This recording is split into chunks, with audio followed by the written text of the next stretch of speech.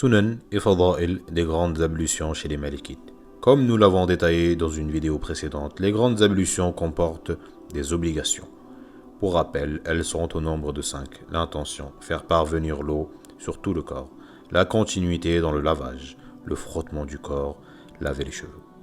Celui qui se limite à ces obligations, son ghusl est valable et suffisant. Les sunan des grandes ablutions sont au nombre de 5. Premièrement, se laver les mains jusqu'au poignet. Deuxièmement, se rincer la bouche. Troisièmement, aspirer l'eau par le nez. Quatrièmement, la rejeter. Cinquièmement, essuyer l'intérieur des oreilles. Désormais, les actes méritoires des grandes ablutions, qui sont au nombre de 7. Dire Bismillah. Enlever toute souillure avant de commencer.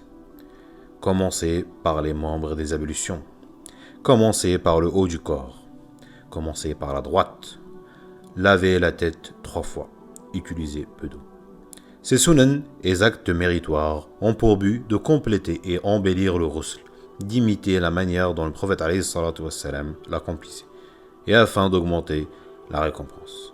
La différence entre les sunan et fada'il, qui sont les vertus, est que les sunan, le prophète sallallahu alayhi wa sallam pratiquait régulièrement et montrait en groupe, et qu'il est détestable de les délaisser complètement.